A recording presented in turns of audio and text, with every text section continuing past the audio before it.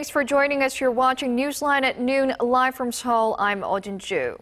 Good to have you with us. I'm Mark Broom. We have some news just coming in from the ferry disaster site that another body has been recovered, putting the current death toll now at 26. But we do have some hopeful news as 8 divers successfully entered the hull of the Sewolho about 2 hours ago and are currently trying to find out whether there are any survivors inside the submerged ship.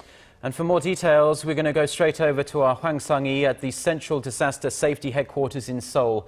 Sung-hee, what's the latest? Guys, the rescue team successfully entered the capsized vessel through the cafeteria at 10:05 a.m. Korea time today. The cafeteria is on the 3rd floor of the ship, and the rescue team has installed 3 guidelines that can reach there. 8 divers will be in rotation on a search for any survivors in the vessel. The time span that divers can remain underwater is about 10 minutes. The team will begin a full-scale rescue operation in the cafeteria at 3 p.m. Korea time today.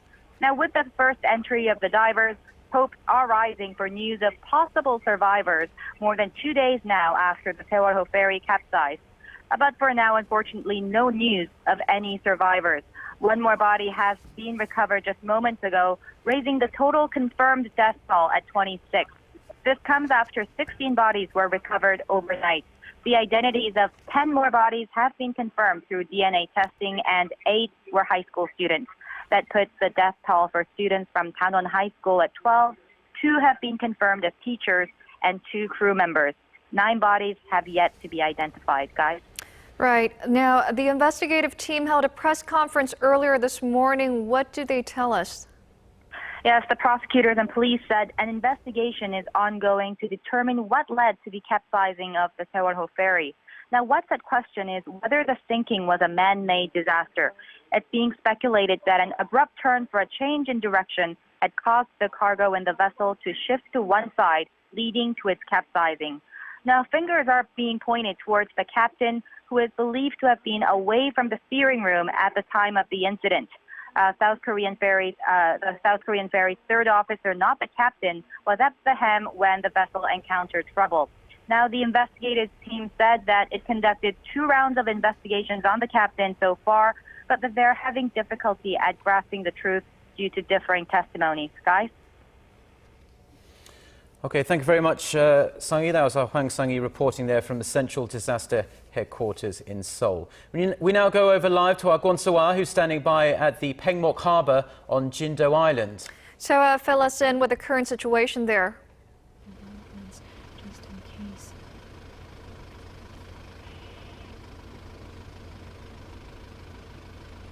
So, Well, I think we're having some bad connection there, so we'll go over to Jindo Auditorium as the hours turn into days. The families of the missing are trying their best not to lose hope and praying at an indoor auditorium on Jindo Island for any news about their loved ones. Yeah, that's right. Our Yu Lian is standing by at that gymnasium. Lian, how are things looking there? Hi, Mark and Junju. The atmosphere here is easing up a bit. There were sighs of relief and applause following the announcement by the Coast Guard here that air is now being pumped into the ferry and that divers have successfully entered the ferry for a search and rescue operation. I'm seeing about 5 officials from the Coast Guard with a blueprint of the ferry at the front of the auditorium, explaining how the divers are expected to carry out the operation. Everyone here has been and still is extremely emotional this morning with time running out. Around 3 hours ago, the head of the victims' families here issued a plea statement asking people across the nation to help them rescue their children. They've been extremely frustrated about the lack of details they have been able to get here at the relief center. And not just that, but families here have been furious that the number of rescue personnel announced by the government and the actual number are quite different. The government had announced yesterday that around 555 personnel were put into the rescue operation, while the number that the families here found out was just around 200. It's really hard to imagine what it must be like to be in their shoes. Now, they must be traumatized hearing, I hear that they're receiving counseling as well. Yeah, they were right, Jinju. There is a special care center set up here at the gym where nurses and medical personnel are taking care of people and trying to help them. The past 2 nights have been extremely hard for these families of the victims. They have been under an overwhelming amount of stress. Some even fainted yesterday, and this morning I saw others laying down while getting IV injections. There are about 500 volunteers on site to help out at the relief center here, including those from civic groups like the Red Cross. That's all from me for now, but I'll be bringing you more updates in our later newscasts. Thank you very much for your report, Leanne. That was our Yulian reporting from the Jindo Indoor Auditorium, where many of the family members of the 270 missing are gathered waiting for any news of their loved ones. Now we're going to try again and connect live to our Hwang Sung-hee, who is standing by at the Pengmok Harbour on Jindo Island. So fill us in on the latest. As rescue crews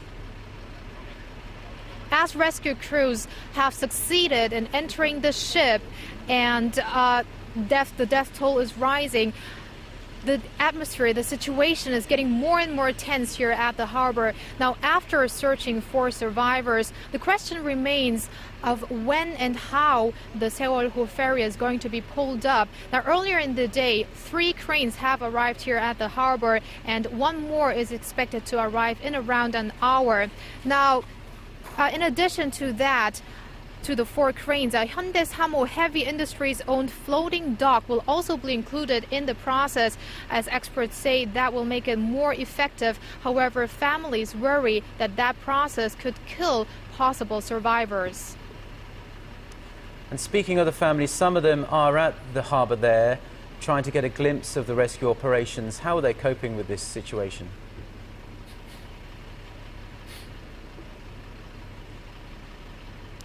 Yes, the families here came to the port to watch over the rescue process with their own eyes. And I saw families crying out for their children, saying, "Bring my daughter back, bring my son back, and we will be waiting here for you until you come back."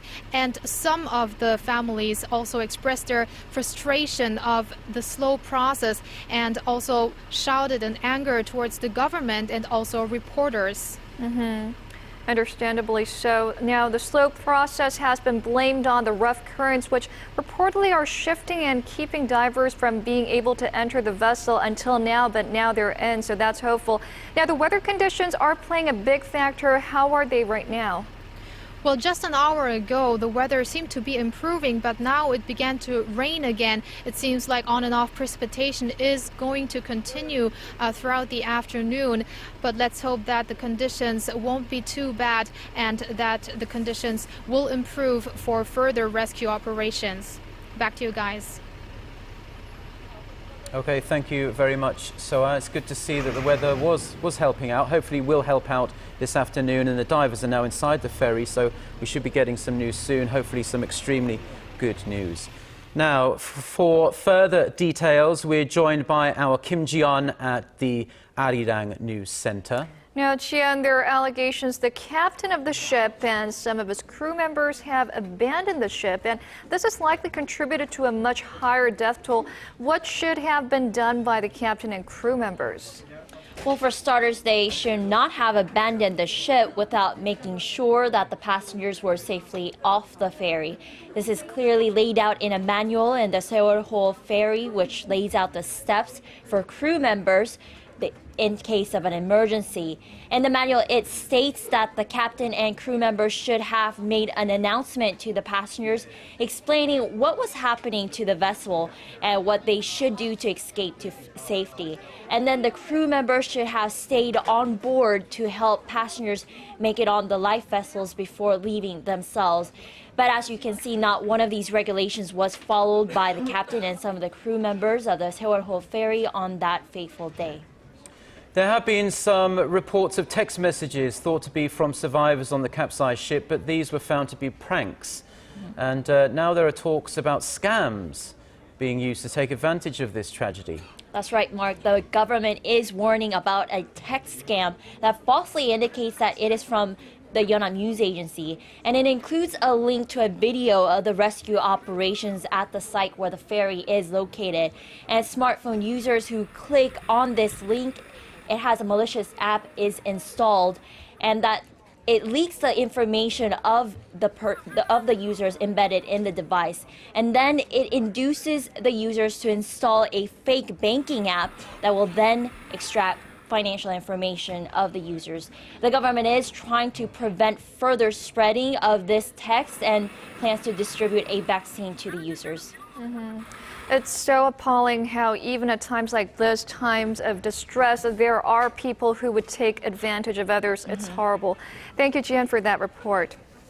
Now, 179 passengers were rescued on the day of the accident. They may, be alive, but many of them will have to be treated physically and psychologically. Let's now go live to our Connie Kim, who joins us from the Korea University Ansan Hospital, where the largest number of patients are being treated. Connie, before I talk about the survivors, I know more bodies have been brought to the hospital. It must have been an emotional scene. What's the atmosphere like there? Hi guys, I'm standing in front of the funeral hall of Korea University Ansan Hospital.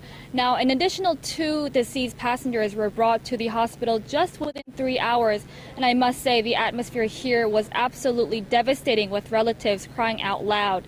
Now, a total of 5 lost ones are in the hospital, and the names of deceased are being shouted out here and there. Parents are crying out loud, hugging each other, some saying that they didn't even have a chance to speak to their children before the vessel went down. And with endless stream of sobbing, friends and families paying their respect at the hospital, Tanwon High School is considering setting up an incense altar within the school. A number of students who managed to escape the ferry with their lives are also receiving treatment at the hospital. How are they doing? Well, most of the 71 survivors that are being treated in this hospital are getting medical checkups, such as getting x-rays and blood tests. Now, some of the students I spotted here are suffering from minor bruises and some fractured bones, but it's nothing really overly detrimental. But they are all in a state of shock, as you'd expect, with some students refusing or unable to eat. They were asking whether their classmates have been found yet. Hospital officials note that the mental trauma of these patients is really concerning, especially because they're teenagers. They say they'll mainly focus on mental therapy to help them recover their shock. We do hope that these students get well and recover from their traumatic experience. Thank you, Connie. That was Arirang News' Connie Kim reporting from Korea University Ansan Hospital, where many of the injured are being treated.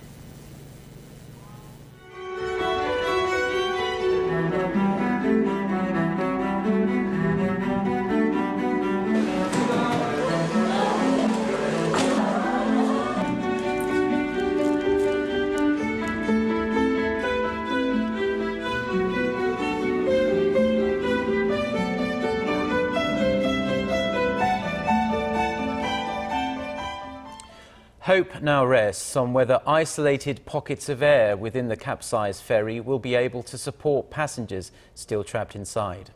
But time is running out fast, with the ship about to completely submerge. Hwang Sung-hee has the details. It didn't take much time for the over 6,000-ton Sewolho ferry to list and roll over. Now only a tiny section of the ferry's hull remains out of the water, but that is, in fact, offering hope to rescuers and families of the 270 missing passengers. Experts say part of the hull being above the water shows that there are pockets of breathable air within the ship that were trapped when the vessel capsized. It's like putting a cup upside down in water. There could be air pockets within the ship, as fortunately there's no damage to the ferry's hull.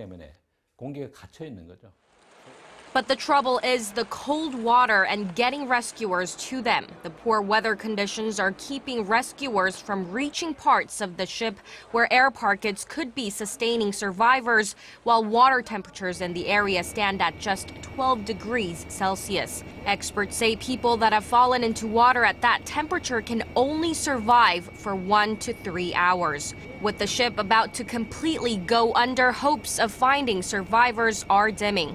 Only 1 meter of the ferry's hull was floating above the waterline this morning. Korea's YTN reports, however, that the rescue team inserted oxygen within the vessel this morning in a bid to help support survivors for a longer period of time. Hwang Sung-hee, Arirang News. Now, the salvage cranes that will lift the Sewolho ferry up from where it sits have arrived at the scene a little earlier than expected, as our Soa told us earlier in the newscast. But it could take up to 2 months to get the 6,800-ton ferry to shore, and authorities aren't yet sure when the lift will start. Song Ji-son has this report. 4 years ago, when the Korean warship Cheonan was sunk, it took 1 month to lift it from the ocean floor, and it weighed just 1/5 of what the Sewolho does. The passenger ferry, at more than 6,800 tons, is one of the largest operating in the nation. 180 vehicles and cargo weighing 1,200 tons were on board when the ferry departed Tuesday evening local time. Add that to the water that has since inundated the ferry, the total weight that the cranes will have to lift easily exceeds 10,000 tons. 3 cranes with capacity of 8,500 tons combined have approached near the waters of the sunken site and are on standby. But the government says the lift will not be carried out without the consent of families of the missing, as shifting the vessel could jeopardize the safety of possible survivors who at this point would have to rely on air pockets to stay alive. The ferry must be turned upright first in order to be lifted, to minimize further damage and to stabilize the lifting process. Divers will fasten cable wires underwater to the vessel to lift it, but authorities say the lack of experience in lifting a vessel of this size, along with fast currents and poor visibility, could delay the process. Song Ji-son, Arirang News. Now, when trying to determine what caused this passenger ferry to capsize, investigators will be looking very closely at the route it took. The Korea Coast Guard has suggested the ship veering off course and its abrupt change in direction as the most possible cause of the capsize, but there are still conflicting reports about whether it actually did so. Shin Se-min reports. Did the capsized Korean ferry follow its intended route or veer off course before encountering trouble? There are conflicting reports still more than 2 days since the ship started listing. The Maritime Police says the ferry diverted slightly from the advised route, although not completely off course. At a briefing at the Central Disaster Headquarters Thursday, the General Director of the National Maritime Policy Agency said that all ships leaving Incheon Port en route to Jeju Island are advised to go around Pyeongpungdo Island. However, the ship chose a different route closer to shore as a shortcut. The ferry chose to sail the path away from the advised route, but even then, it isn't considered off course. The Ministry of Oceans and Fisheries says otherwise. Officials in a report say that the Sewolho ferry was on track and followed the directed seaway. The chief of the Coastal Shipping Division, Kwon Jun-young, said there is no official term for an advisory or recommended route, and that the data shows that the path the ferry planned to take and the one that it did take are the same. The one man who could confirm the ship's route and what may have caused it to sink isn't talking, though. Captain Lee Jun-seok was questioned for 11 hours on Thursday, but didn't say much more than that he was sorry for what had happened. An arrest warrant on multiple charges, including manslaughter, is expected to be issued for him as soon as this Friday. Shin Se-min, Arirang News. Now, at times of crises at sea or in the air, the actions of the crew can be crucial in saving lives, or rather endangering them. With eyes fixed on the captain of the Sewolho ferry, we take a look back at 2 recent disasters with 2 very different outcomes. Our Kim Min-ji reports. In 2009, U.S. Airways Flight 1549 struck a flock of birds just minutes after taking off from LaGuardia Airport in New York City, and 2 of its engines lost power. The pilot immediately informed passengers of the situation and decided to make an emergency landing on the Hudson River. The rough landing was a success and the passengers scampered out to the wings of the plane to be rescued. Not a single life was lost. Although it was a critical moment, the pilot and crew members stayed calm and were able to create what is known as a miracle on the Hudson.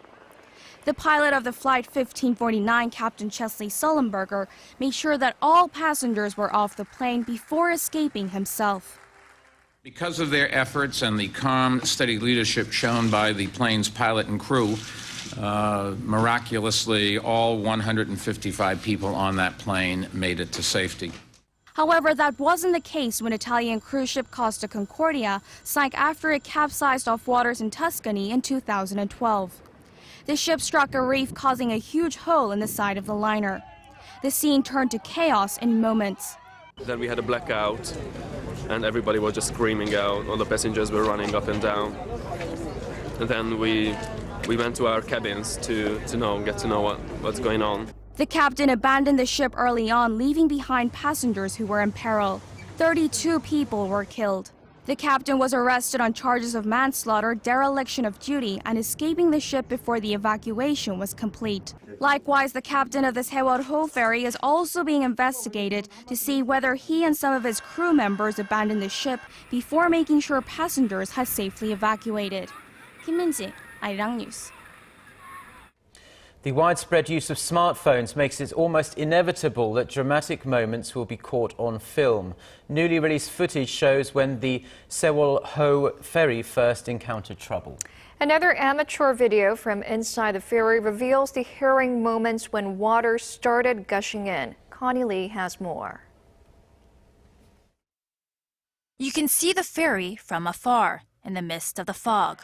The ship is listed about 45 degrees. This amateur video, captured about 30 minutes after the ship tipped over, shows the arrival of the first helicopters to rescue passengers on the deck of the boat. Merchant ships and fishing boats also approach the scene. The ferry has now listed even more, and you can see heavy shipping containers shifting on the deck of the boat. Fishing boats speed up closer to the scene in frantic attempts to rescue anyone on board. But the ferry is quickly submerged, with jets of water shooting out as the ship is now nearly completely engulfed. This just in about 2 hours' time. In another video, taken on cell phone by one of the passengers, shows the harrowing moments the ship started sinking. A passenger yells out that water is rushing in, water is rushing in. Other passenger videos have also been circulating on the internet in the past 2 days, including one that shows passengers clinging onto walls and their lives as the ship was slanted nearly 90 degrees. In the meantime, an announcement rings out on the loudspeakers. It tells passengers not to move and to stay put. And that's exactly what students here in this video are doing. The footage, taken by a surviving passenger, shows students staying where they are, some laying down with their life vest on inside the ship that is clearly starting to capsize. Connie Lee, Arirang News. I'm Lee Ji-hyun with a check on the weather conditions in Jindo, where search and rescue efforts continue. Rough sea conditions hindered the rescue operation yesterday, and lingering showers should go away as the day goes on, and temperatures will be about 2 degrees higher than yesterday with sunshine in the afternoon. Well, winds have died down a bit compared to yesterday, and morning winds should subside a bit in the afternoon, and waves are expected to reach 1.5 meters high at the most, with water temperatures ranging between 11 to 13 degrees Celsius. And as far as the tides go, this is when the weakest tidal currents occur today, and flow velocity should decrease during this indicated time. So overall, today's weather condition in Jindo area is looking slightly better than yesterday, and this weekend should be similar to today. Well, that's all for me today, and Arirang's Weather Center will have more weather updates on Jindo throughout the day. Thank you very much, Jian. And those are the stories we're following at this hour. Stay tuned to Arirang for the latest updates on the ferry disaster off Korea's southwestern Jindo Island. We'll have updates at the top of every hour, and we have all the latest on our website, which can be found at arirang.co.kr. We hope to hear about more survivors listening that rescue divers are now inside the hull. Let's all keep the victims and their families in our thoughts and keep our fingers crossed. Mark and I will be back at the same time tomorrow. Thank you for watching.